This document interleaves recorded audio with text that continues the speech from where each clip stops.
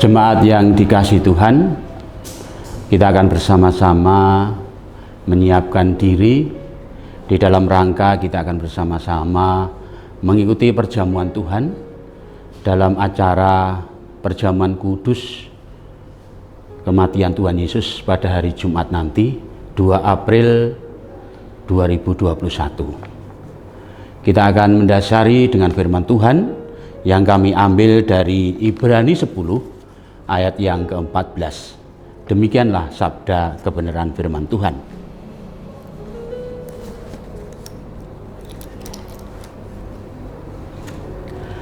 Sebab oleh satu korban saja ia telah menyempurnakan untuk selama-lamanya mereka ia kuduskan. Demikianlah sabda firman Tuhan.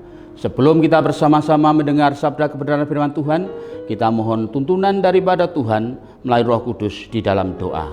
Mari kita bersama-sama berdoa. Tuhan Yesus, kami boleh kembali lagi menghadap kehadirat-Mu Tuhan, mengucap syukur dan terima kasih atas lawatan Tuhan di dalam kehidupan kami. Jikalau pada saat kesempatan ini Tuhan, Kau perbolehkan kami boleh bersimbuh kembali di hadirat-Mu Tuhan. Di dalam rangka kami ingin mempersiapkan diri untuk mengikuti perjamuan Tuhan, yaitu perjamuan kudus. Biarlah ya Tuhan, firman yang telah Engkau berikan kepada kami ini, biarlah boleh kami mengerti dan boleh kami lakukan dalam kehidupan kami sehari-hari. Biarlah Engkau sendiri akan senantiasa membuka hati dan pikiran kami, dan kami boleh mengerti dan melakukannya. Hanya di dalam Kristus Yesus Tuhan dan Juru Selamat kami yang hidup, kami sudah berdoa dan mengucap syukur. Amin. Saudara-saudara yang dikasihi Tuhan, ada satu tokoh ataupun pahlawan nasional, yaitu pangeran atau tokoh yang namanya Yos Sudarso. Yos Sudarso adalah seorang komandan angkatan laut yang terkenal di negeri ini, yang mana ia telah rela berkorban untuk menyelamatkan para pelaut-pelaut yang lain dalam rangka mau merebut Papua, agar Papua boleh berada dalam naungan di negara kita. Yos Sudarso dengan kapal perangnya, ia mau menghadang tentara Belanda, ia mau mengorbankan dirinya untuk menyelamatkan para pelaut-pelaut yang lain demi mereka yang mereka kasih, para pelaut-pelaut yang lain. Sehingga Yos Sudarso gugur dalam pertempuran pada waktu itu. Sehingga pada tahun 1962 mereka gugur. Hingga saat ini mereka sudah pada waktu itu mereka berusia 36 tahun. Saudara-saudara yang dikasihi Tuhan, bacaan kita ini juga menyatakan tentang pengorbanan Tuhan Yesus Kristus yang mempersembahkan hidupnya untuk menjadi korban untuk menebus dosa-dosa kita. Sekali untuk semua dan untuk selama-lamanya. Pengorbanan yang dilakukan oleh Tuhan Yesus Kristus, Ia sangat mengasihi kita. Ia menginginkan supaya kita ini tidak mati oleh karena dosa-dosa kita. Ia menggantikan kita dengan pengorbanannya yang di kayu salib agar kita mendapatkan keselamatan oleh karena Tuhan Yesus mengasihi kita. Bapak, Ibu, saudara-saudara yang dikasihi Tuhan, melalui perjamuan kudus nanti, yaitu dalam rangka memperingati hari kematian Tuhan Yesus Kristus, di gereja kita mengadakan perjamuan kudus. Dengan melalui perjamuan ini, kita diingatkan akan pengorbanan Tuhan Yesus Kristus untuk menyelamatkan kita. Ketika kita mengikuti perjamuan kudus, kita diperbolehkan untuk makan roti dan minum anggur. Kita juga diajak untuk meneladani Tuhan Yesus Kristus yang bersedia berkorban untuk ungkapan kasih kepada kita dan juga kepada sesama kita.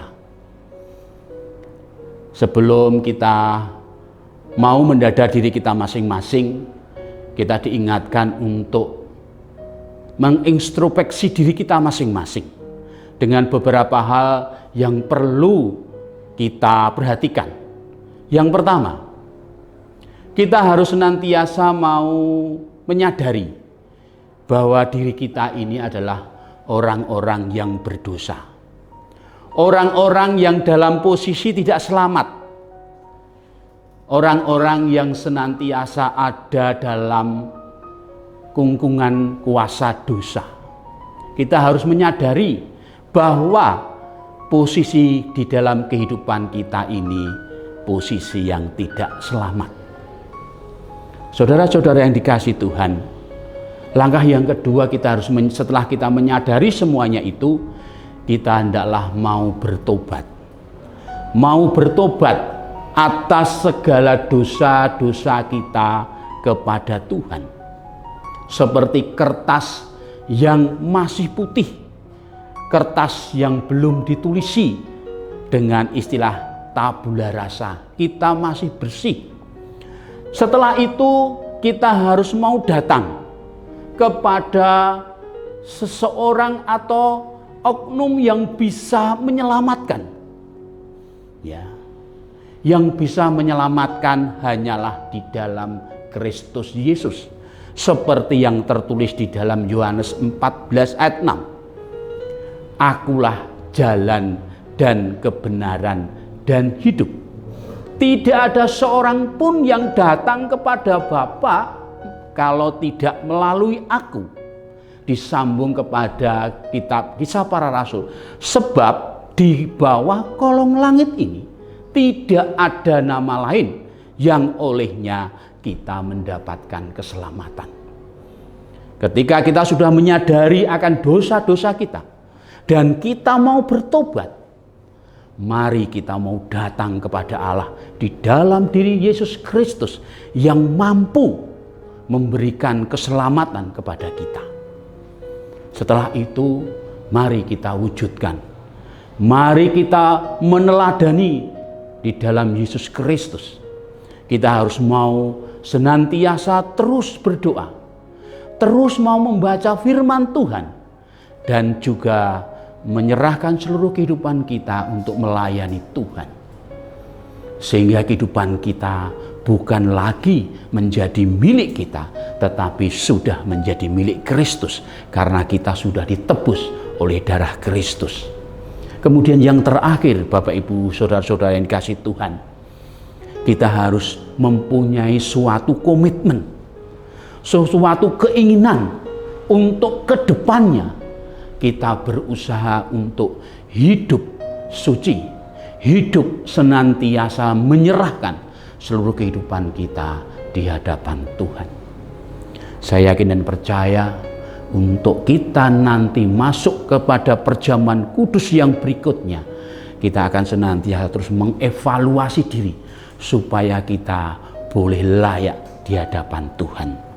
Selamat menyambut perjamuan kudus. Tuhan Yesus memberkati. Amin. Mari kita bersama-sama berdoa. Tuhan, terima kasih atas waktu dan kesempatan yang telah Engkau berikan kepada kami. Di dalam kami mau mempersiapkan diri untuk mengikuti perjamuan kudus. Perjamuan kudus bukan hanya diperuntukkan orang-orang suci, tetapi semua orang yang mau bertobat dan mau datang ke hadirat Tuhan bersama-sama di dalam perjamuan kudus. Biarlah ya Tuhan, hari-hari yang ke depan kami boleh senantiasa mengevaluasi diri kami untuk boleh ikut di dalam perjamuan kudus. Kami mau menyerahkan seluruh jemaat-Mu Tuhan di GKJ Kudus di dalam rangka dia mau mempersiapkan diri sebaik mungkin untuk menerima perjamuan yang Tuhan berikan. Bapa kami di dalam surga, apabila dosa dan kesalahan kami yang tersiap di dalam kegiatan ini kiranya Tuhan ampunkan. Semua doa dan permohonan kami ini hanya kami naikkan melalui Putra-Mu yang tunggal, Tuhan kami Yesus Kristus. Terima kasih Tuhan. Amin.